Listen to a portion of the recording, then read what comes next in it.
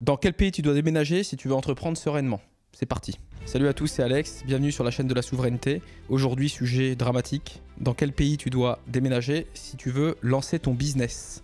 Alors on va pas se mentir, je n'ai pas du tout préparé ce sujet. Je vais vous donner mon ressenti tel quel. Je pense que la France, effectivement, en termes d'entrepreneuriat, a ses avantages et ses inconvénients. Plus d'inconvénients d'après moi, par expérience. Je pense qu'on est beaucoup à se poser la question de savoir si on doit rester en France ou pas. Pas du tout uniquement à cause du cadre fiscal, pas uniquement à cause de la lourdeur informatique, pas uniquement parce qu'il est compliqué de trouver des collaborateurs motivés, mais pour toutes ces raisons-là, réunies.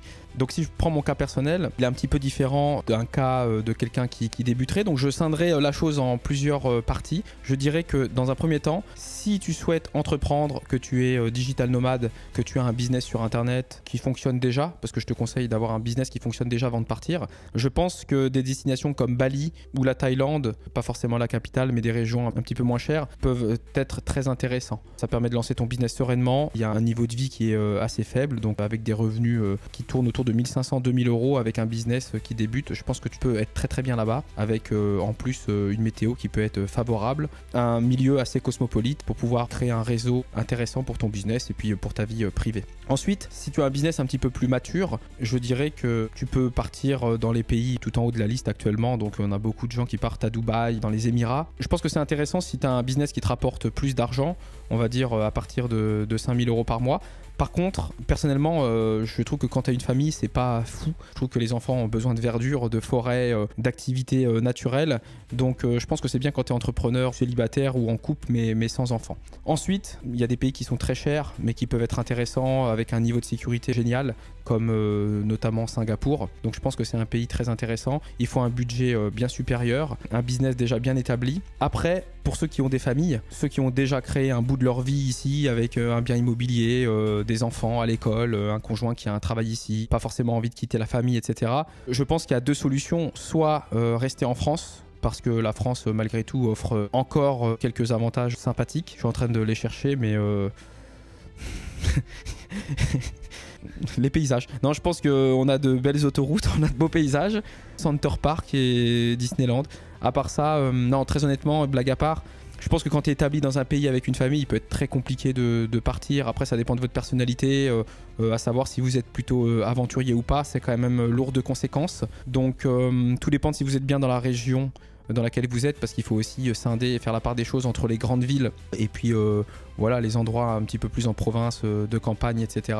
Je pense qu'on peut être heureux avec une famille encore en France en tant qu'entrepreneur. Il faut avoir des raisons très concrètes de rester, que ce soit en termes d'ancrage familial et d'habitude de vie, de train de vie qui ne vous permettent pas d'envisager de partir parce que voilà, vous êtes allé, on va dire, un peu trop loin et vous êtes un peu trop avancé en termes de famille, en termes d'environnement. En fait, vous avez déjà créé votre vie ici.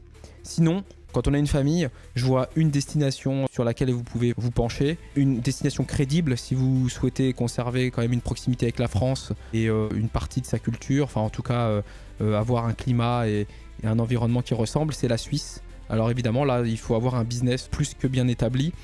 Si vous ne travaillez pas et que vous n'obtenez pas de revenus directement en Suisse, forcément, étant donné que le coût de la vie est 2,5 fois, 3 fois plus cher, il faut un business qui est déjà bien établi. Je dirais qu'à partir de 10 000 € par mois minimum ou un patrimoine de 3 millions d'euros, vous pouvez vous diriger vers la Suisse. Ça peut être un cadre ultra sympa pour votre famille, si vous aimez la nature, les activités en montagne, les lacs, le calme. Vous avez des cantons qui sont moins chers que d'autres pour y vivre. Donc je pense que ça peut être intéressant si vous avez une famille.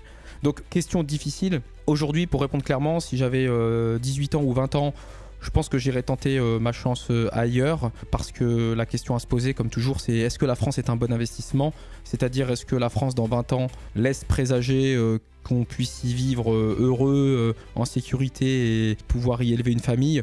Je dirais que la France est un mauvais investissement pour l'avenir. Par contre, quand vous êtes déjà avancé, quand vous êtes un peu en milieu de vie, avec des enfants qui sont scolarisés ici, un environnement, une famille et un business qui est déjà implanté ici et qui n'est pas transférable dans un autre pays, je pense qu'il faut adapter sa vie ici et que au final c'est pas non plus une malédiction, en tout cas pas pour le moment. Donc voilà ce que je peux dire. Si t'es jeune, si t'as 18 ans, si t'as 20 ans, si t'es ambitieux, va travailler en Suisse si tu veux être salarié, va à Bali ou en Thaïlande si tu veux tenter ta chance dans l'entrepreneuriat.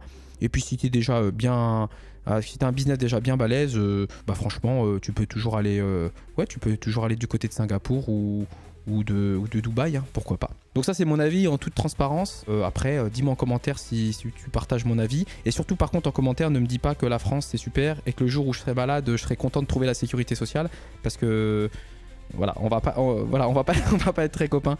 Parce que évidemment c'est pas comme ça que ça fonctionne et je préférais largement ne pas payer de charges ou ne pas cotiser pour la sécurité sociale et la retraite et garder l'argent que je gagne pour financer ça moi-même de manière un petit peu plus optimisée. Ceux qui savent de quoi ils parlent et qui ont déjà des entreprises et qui payent de l'URSSAF, vous pouvez laisser un commentaire, un pouce bleu, vous abonner et le plus important, dans tous les cas vous le savez, c'est que vous soyez fort, que vous soyez libre et que vous soyez souverain. À la prochaine.